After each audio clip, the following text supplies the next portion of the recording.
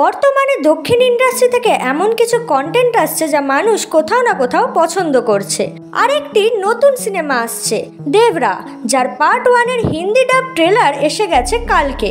এই মুভিতে junior NTR অভিনীত ডাবল রোলে সাইফ আলী খান ও জাহ্নবী কাপুরকে দেখা যাবে। তো কেমন ছিল এই ট্রেলার, চলো জানা যাক।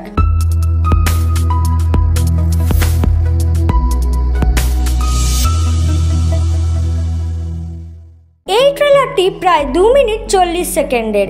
এই ট্রেলার থেকে অনুমান করা যায় যে গল্পে দেখানো হবে একজন প্রতিদ্বন্দ্বী ও বাবা ছেলের ডবল রোলের পাশাপাশি ছেলের প্রেমের প্রতি আগ্রহ।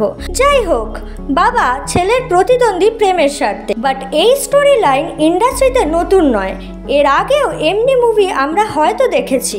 আমি পার্সোনালি ট্রেলার দেখে এটা নোটিস করেছি, অনেক কিছু গোপন করা হচ্ছে, যেটা ভালো। ব্যাপারটা হলো মুভিতে কিছুটা সাসপেন্স আছে। এই ট্রেলারের রংটা একটু কৃত্রিম মনে হয়েছে। এছাড়াও গ্রেডিং আরো উন্নত করা যেতে পারত। রক্তাক্ত সিজিআই আরো একটু ভালো হতে পারে।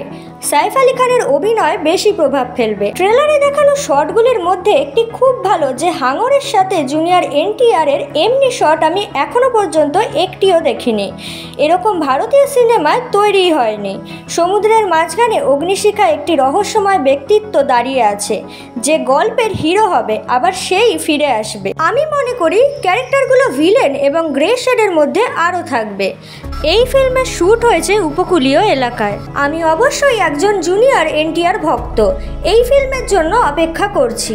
গল্পের লাইনগুলো ভালো হয়েছে, কিন্তু বাজেট রয়ে গেছে 300 কোটি বলে জানা গেছে। 60% টাকা অর্থাৎ মুক্তির আগেই সিনেমাটি ইতিমধ্যে 325 কোটি টাকা আয় করেছে এবং বাকিটা থিয়েটারের জন্য। রিলিজের পর দেবরা অটোমেটিক ব্লকবাস্টার হয়ে উঠবে।